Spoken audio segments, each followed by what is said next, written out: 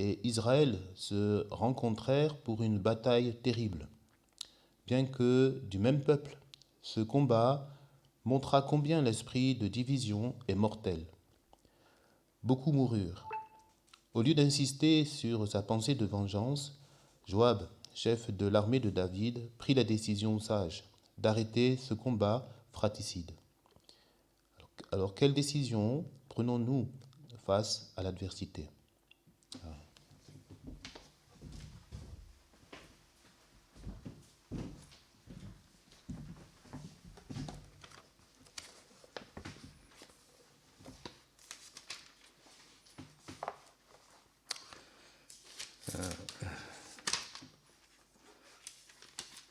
Le 17, il y eut alors en ce jour une bataille extrêmement rude dans laquelle Abner et les hommes d'Israël furent battus par les serviteurs de David. Donc maintenant, l'ennemi de David est mort. Saül, qui poursuivait David incessamment, éperdument, est mis à mort. Et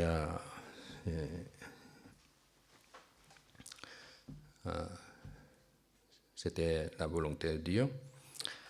Et donc David aurait pu avoir une certaine tranquillité, étant donné que celui qui en voulait sa vie fut mort dans la guerre.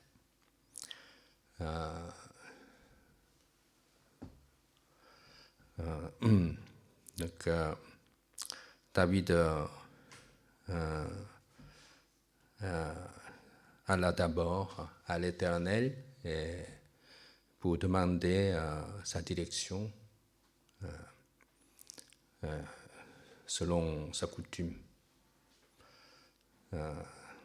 Pendant la fuite, il est allé toujours à l'Éternel pour demander je monterai ou je ne monterai pas, où j'irai, etc. Et malgré l'apparente victoire, et que sa coutume n'a pas changé, il alla d'abord à l'Éternel pour demander où il allait et ce qu'il devait faire.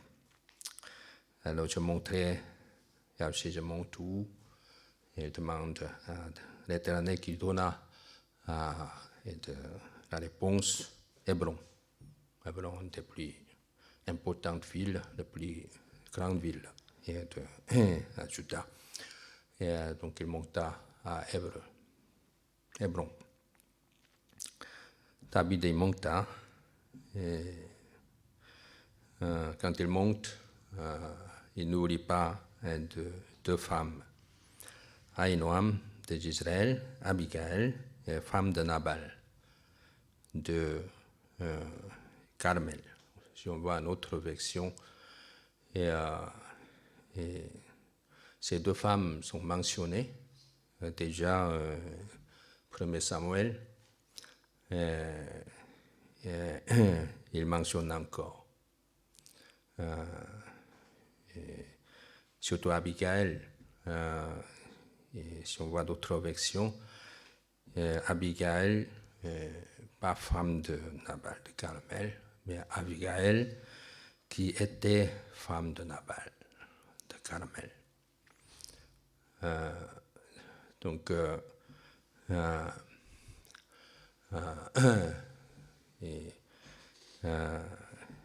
Nabal de Carmel était très important et très riche.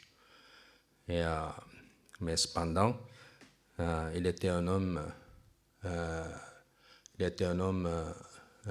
ingrat. Et donc, Abigail quitta cet homme et puis pour venir auprès et de David. Et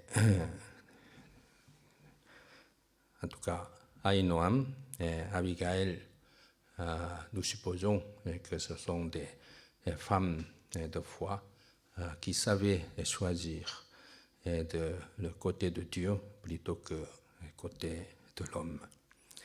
Et donc David monta à Hébron.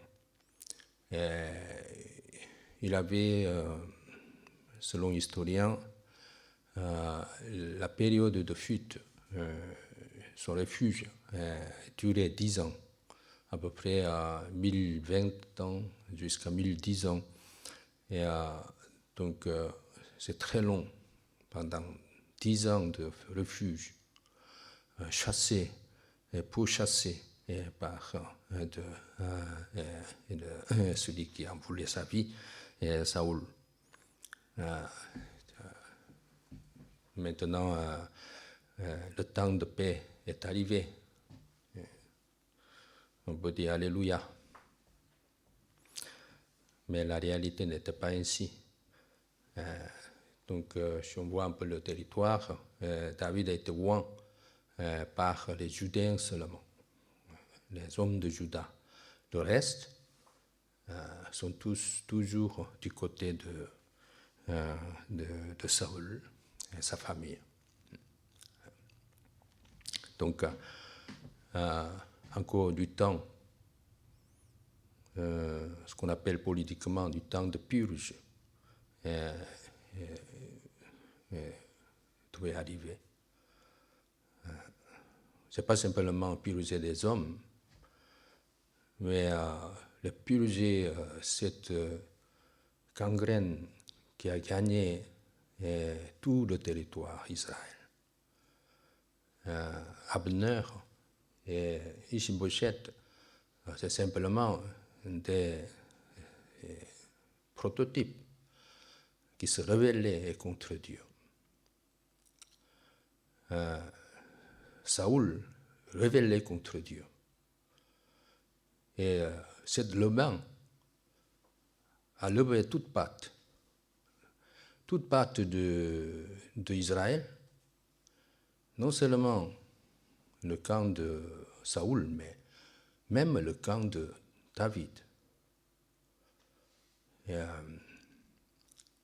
cette inimitié qui régnait tout le territoire, des années, 10 ans, pendant 10 ans, comment, en tant que leader, purgera le pays de ce mal qui a infiltré dans tout le territoire avec la force, et il pouvait gagner parce qu'ils sont très courageux, vous voyez, à peine 19 hommes qui étaient tués, alors que 350 et le camp contraire, le camp d'ennemis ont été tués. Et donc extrêmement vaillant de ce Joab et ses hommes. Mais nous connaissons bien l'histoire de Joab, qui était un homme fidèle. Finalement, il se révoltait contre David.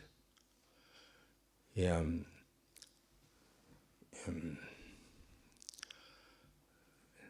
donc, on dit dans le maxime chinois, entouré par le champ de Chou de 4 côtés, entouré les 4 côtés de le champ de Chou, de royaume ennemi.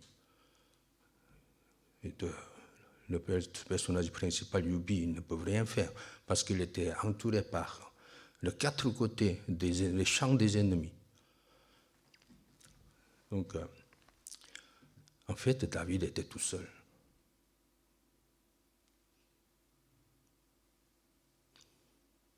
David était vraiment impuissant en face de l'humain national, de inimitié, de humanisme. Mais David avait ce regard de justice.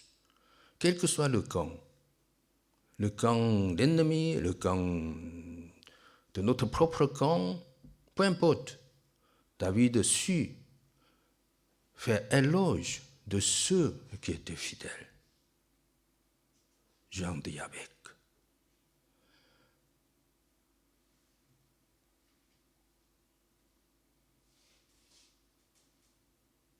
C'était les gens vraiment fidèles au roi Saoul. Mais il a exalté le acte, si fidèle.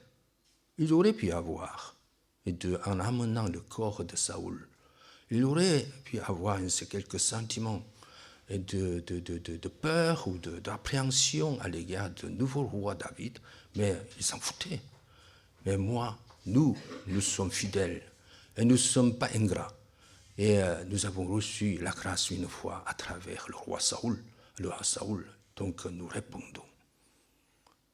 Malgré ce risque de la mort, par les gens philistins et par les gens de David même, et puis ils s'en foutaient.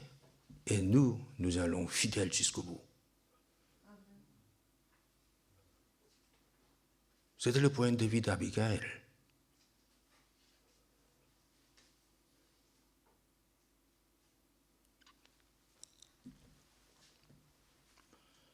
David savait, dans cette période de transition, voir ce qui est bien, ce qui est mauvais. Le temps de purge qui va durer encore 7 ans et demi. Vous voyez, 10 ans, il en fit maintenant 7 ans et demi. Il n'est pas roi, complètement roi, seulement par les Judains, par les hommes de Juda, c'est tout. Il avait cette mission d'établir le royaume uni d'Israël. Le chemin est long, vraiment long. Il était tout seul pour l'établir. En voyant que son frère Azer est mort et par Abner, il grinçait les dents, tout le règne de David, de ce Joab.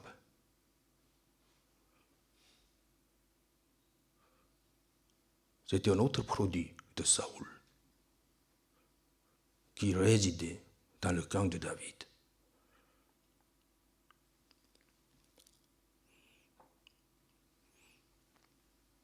Mais ça va. Tant que David se tient devant Dieu, il cherchait Dieu, servait Dieu, peu importe cette gangrène qui infiltrait de ce pays, il établit le royaume uni d'Israël selon la volonté de Dieu à laquelle il obéit.